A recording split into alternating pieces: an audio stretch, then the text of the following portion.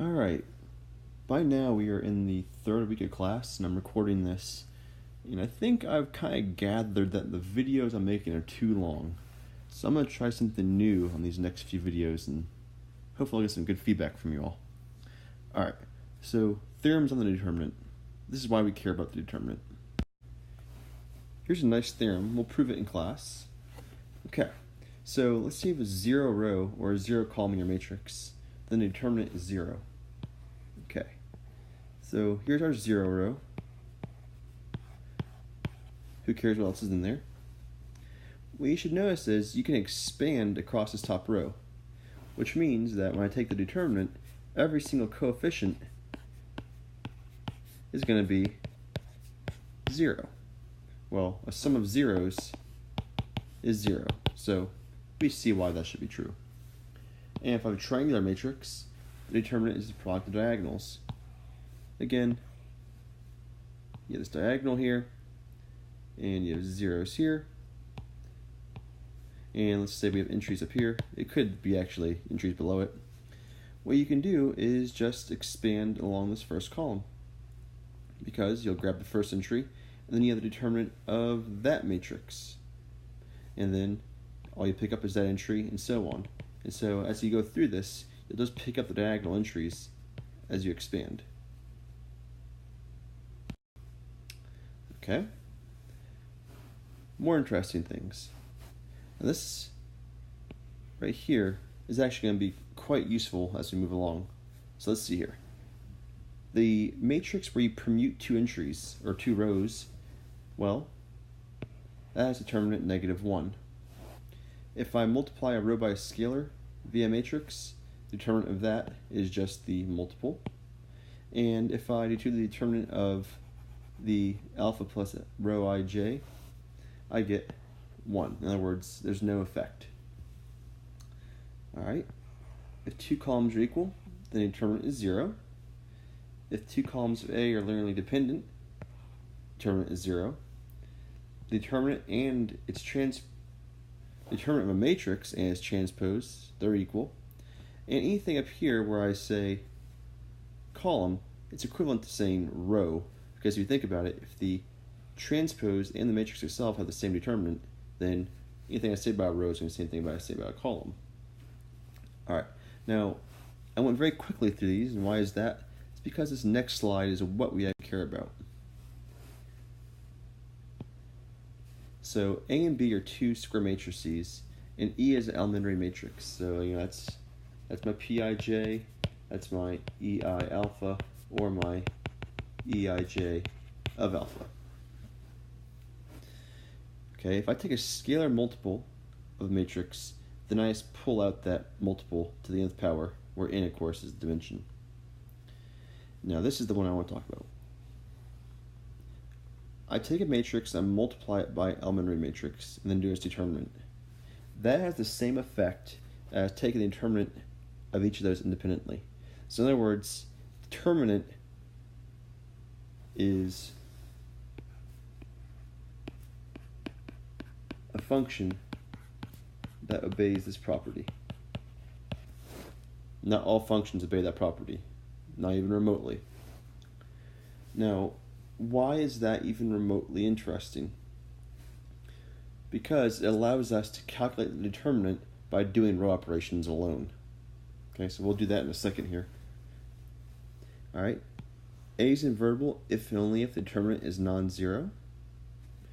And the determinant of a product is a product of determinants. That's going to come from number 2 here. And very interestingly, if a matrix is invertible, the determinant of the inverse is 1 over the determinant. Okay, let's see this in action. What I want to do is calculate the determinant of this matrix. Now the way we've been doing this up until now is simply taking this entry, using it as a cofactor, determinant of this, and so on. Well, I want to do row operations. So what I'm going to do here is actually ignore my determinant for now and do row operations on this. So I'm going to use this top row to eliminate both these entries beneath it. So I'm going to do E12 of -1 and E13 3 of negative 2. And look what we have here. We have a 0 row. It therefore follows that the determinant must be 0. So that's a breeze. Now we could have seen that from the beginning because we have 2 rows that are the same, or multiples of each other, I should say. I'm sorry. And so we could have seen from the start that the determinant there was going to be 0. Alright, let's look at this beast. I'm going to do the same exact thing. I'm going to use the first row to eliminate all the entries beneath it. So in that first column at least. So let me do that right now. That's going to be E12 of negative 2, E13 of negative 3, E14 of negative 4, E15 negative 5, and E16 of negative 6. Okay, at this point, I think it's wise to completely abandon the actual standard row operation procedure, because what we see down here is a 5, and we could use that entry to eliminate all the elements above it, right? 1/5 that row, then I can zero out all the elements above it. So I'm going to do that right now by doing E6 of 1/5, and then a bunch of these. That's going to be E6, 5, 6, 4, 6, 3, 6, 2, and 6, 1 of the appropriate alpha there. Okay? I think we all get that step. It's going to go here. What I'm going to do next is turn rows 3, 4, and 5 into rows with only 1s in them by doing E3 of 1/2, E4 of 1/3, and E5 of 1/4. Okay, at this point, I think we all hopefully see what's going to happen here. I'm going to use this entry here to eliminate all the entries above it. That will leave this entry ready to eliminate all the entries above it. So through a series of Eij of alpha operations, I'm actually going to be able to reduce this matrix to the following. Okay, I think we all recognize that I can put this thing in reduced echelon form by doing a series of permutations. If I swap rows 1 and 6, 2 and 5, and 3 and 4. And those operations, of course, are P16, P25, P34. Alright, I'm in reduced echelon form now. Why did I go through all that trouble? Let's zoom out and look. Okay. I have this matrix right here. Let's call it A. So what I've done is I've taken my matrix A. Oh, let me actually back up a step here. I'm going to put A way over here. Alright. What I did first was I applied these Eij of alpha operations. Let's call those just E1 through E5 for now. E2, E3, E4, and E5. Those are the order in which I did those. Okay. Now once I finished those first 5 operations, I then did my E6 of 1/5. Okay, so let me write that down. E6 1/5. I then did 5 more of those Eij type operations. So I'll just call that, this is a special one, E6, E7, E8, E9, and E10. Those 5 operations. I then did these 3 operations. Now those I actually want to record in a special way, so I did those next 3. And then I had E3 of 1/2, E4 of 1/3, and E5 of 1/4. That was my next little bracket of them. I did another series of Eij type operations I'll just call that a gigantic E. I'm getting tired of writing all these E's. And then I did 3 more operations, of which were permutations, namely P16, P25, and P34. Okay, we have quite a product of matrices here. Now what we should recognize is if I do this particular series of products, I will get the 6x6 identity matrix. Alright, now thinking about this, all of these operations, all these elementary matrices, are invertible. So what we know about invertible matrices is the det of A inverse is 1 over their det. Not only that, we know that, for instance, the determinant of those, and those, all the Eij of alpha type operations, their determinant is exactly 1. So if I take the determinant of this monstrosity here, right there, all in blue, the only thing that's going to have a meaningful determinant will be those 3 components, those 3 components, that 1 component, and then of course A here. Alright, so let's see what I mean by this. If I do my big bad determinant now, I know each of these is going to contribute a -1 because the determinant of permutation is -1. I know that the determinant of a scalar multiple is just that scalar. So I'm going to get a 1/4, a 1/3, and a 1/2 from those. And then from this, I'm going to get a 1/5. I do not know the determinant of A, so I'll leave that as it is. And the determinant of I6 is obviously it's 1. Well, what's that mean for us? It means the determinant of A is -1 cubed, I'm solving for det A here, times 5 factorial. And so that's -120. Now, I did a big song and dance in order to explain that.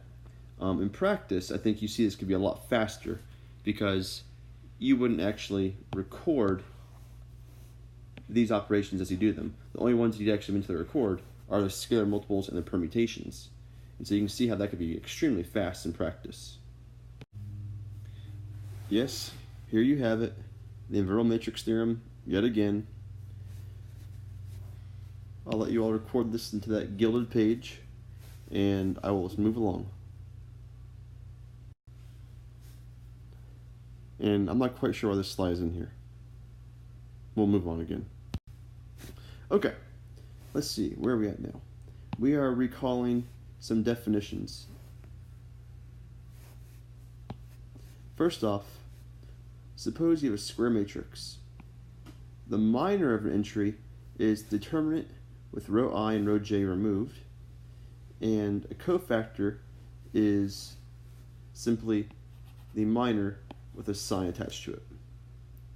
Okay, so for instance, if I have 1, 2, 3, 4, 5, 6, 7, 8, 9, then what I'll have here is the minor of this entry is a matrix with that row and that column for it removed. So the minor of 1, 1 is 5, 6, 8, 9.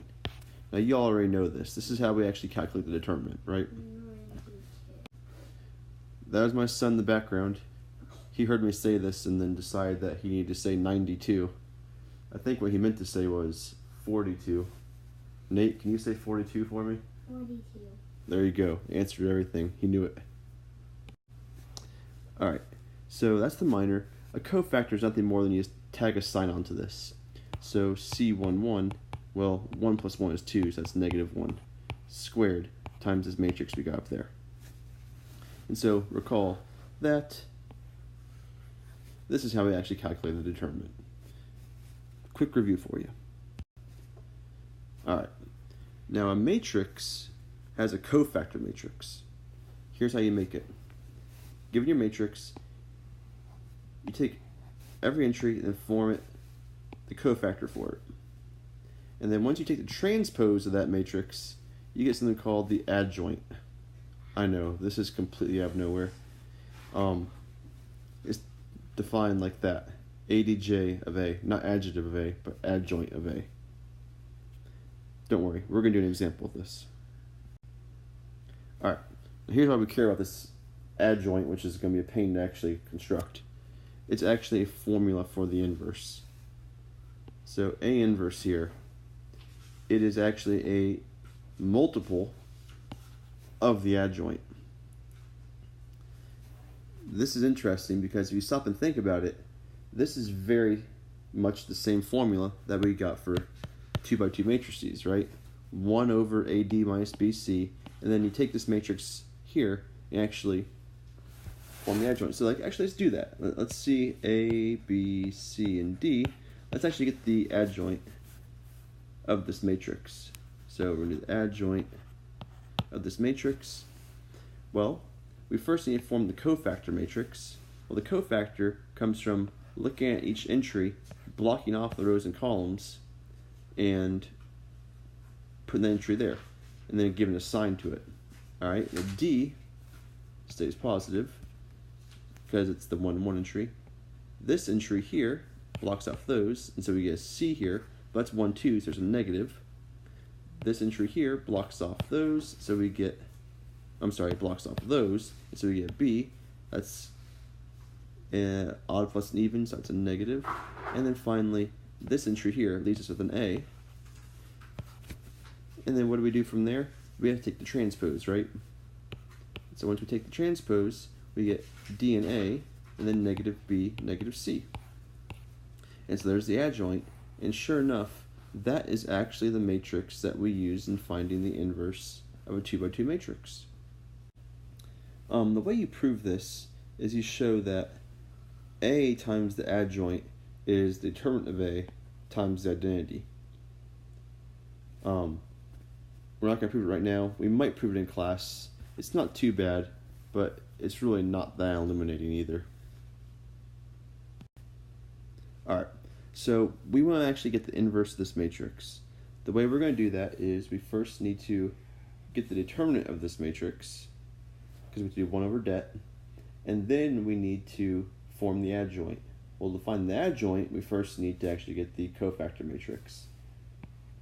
So cofactor matrix, that's going to be this entry blocking out these rows and columns. So I need to do the determinant of this 2x2 matrix that's left over. Well, that's going to be 0 minus 12. Well, that's 12. 0 minus negative 12. I'm sorry, I didn't say that correctly. I then have the next entry. Well, that's 2. So I'm going to have 0 minus 6. That's negative 6. The negative 1 here is going to be negative 4 minus a 12, which is negative 16. And then go to the next row. That is going to be 0 minus a 4. So 0 minus 4 is negative 4. I then have this one. That's 0 plus 2, which is 2. I have this entry, which is going to be negative 12 minus 4, which is negative 16. I then go to, my son's over here caterwauling for some reason. Now he's blowing his lips. He's quite upset that I'm doing this. I better hurry. Okay. I now have this entry. I can't even read what's on here now. Let me erase this. Okay, there we go. So I'm going to have, what is this? 6 plus 6 is 12. I'm then going to have, what's that? Those two, so that's 9 plus 1 is 10. And then I'm going to, I need to erase, can't keep track of what's going on here. This entry, some have 18 minus 2 is 16. There we go. Alright, now the next step here is to take the I need to go back and get all my signs on this, right? Because they all have signs attached to them. Luckily, the signs are easy. It just goes plus, minus, plus, minus, plus, minus, plus, minus, plus. And as I take my transpose, I'll fix my signs. So that goes 12, 4, 12, 6, 2, negative 10, negative 16, 16. Hey, I said 16. Yes, you did say 16. You're helping me out with that last row, aren't you? Okay, that was my son again, obviously. Okay, there is our adjoint. 46. Now, no, it's 42, not 46. He is really distracting us here. Okay. We now need the determinant. Well, the determinant of this, I will quickly do on the side. Okay, there's determinant. By the way, you can get really fast here, because if you think about it, we're going to do 3 times the determinant of this. Well, the determinant of that is right there, isn't it? And this, is 2 times the determinant of the other submatrix, so those entries right there actually give you those entries. Notice that that's a plus there. Plus. Yes, it is plus. Thank you, Nate. Because I've already incorporated the signs from the cofactor expansion, so I don't need to change the signs there. Okay, so what I'll end up with is the inverse Of 50. is 12, 4, 12, 6, 2, negative 10, 60. negative 16, 16, 16. I said that. Yes, you did. Thank you, Nate. Times 1/64. And that's a wrap.